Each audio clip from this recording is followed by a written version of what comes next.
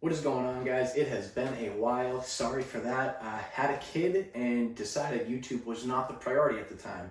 But we are back now. Today, I bring to you my latest purchase. Probably one of the most exciting pistols I've ever shot, and one of my new favorite guns that I've bought, the P320 AXG Custom Combat. So I'll talk about what comes in the case first.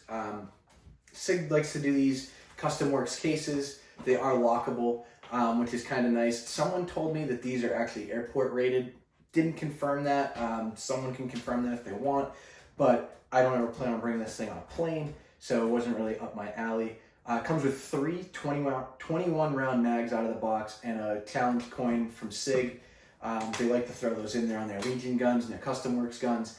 Personally, not the reason I'm buying it. The gun itself, this thing is an absolute dream to shoot. So when I was buying this, I was between this and the P320 Legion, the DH3 version. There was a couple reasons, two main reasons why I went with this.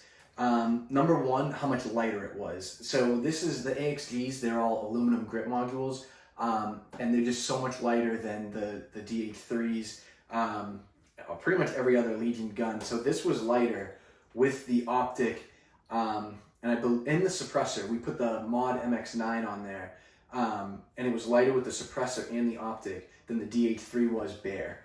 Neither of them had a full mag, they're both 21 round mags, but this was still lighter with both those things on there. So that was a pretty significant reason for me, because my goal or plan was to carry it, and I do carry it. Cannot carry it in gym shorts, but I have to use, I have a Wilder Tactical inner and outer like range belt, so I use the inner belt when I want to carry this. And I usually put it on my hip and not the appendix hold because of how big it is. But shooting this gun, the only reason that I thought the DH3 would win was because the recoil spring and the slide assembly is the smoothest of any gun I've ever shot. Besides, this was my number two. This was very smooth. The recoil assembly, the recoil spring and the slide assembly was very smooth. I shot that, the DH3, and that was even smoother. It was pretty incredible. You could almost rack the slide by just pushing the gun forward super fast. I mean, you got to put a lot of force into it, but that's how smooth it was. The other reason too was I did want to put a suppressor on this. I still plan to do that. I'll probably do the MX9 from SIG. And this has the threaded barrel on the end. And that is actually my only gripe with this whole gun. So this is just a thread protector. This thing has fallen off so many effing times I can't even count. I've put it on with like a wrench. I've worked on engines. I understand how to tighten things, and I don't want to put Loctite or anything like that on it because I don't want it to be stuck on there, and I don't want to risk trying to break it free too hard later on when I do want to put the suppressor on. So I really wish that this would stay on there a little bit better. I did lose one and had to buy another one, but even when you shoot, it just starts to come loose. I'm not sure if there's a solution in the works for that or what. Probably not, because the real solution would be to just put a suppressor on it. However, you're not going to carry this with a suppressor on it. Also, don't believe that it was really made to be a carry gun, more of a range gun.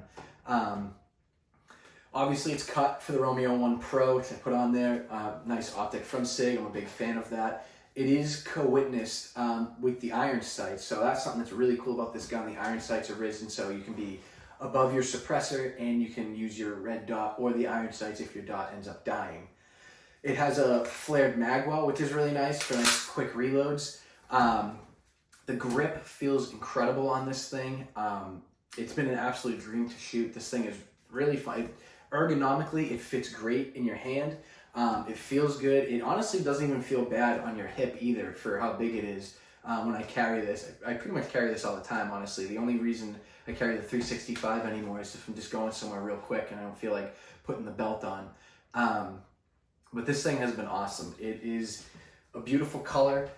They got that like FDE, and then I forget what color they called the actual grip module, but it's a little bit different than the actual lower. So I forget the name of the color, but very nice. I like the looks of it. I like how it feels in your hand. I like how it shoots. The flat trigger was really nice.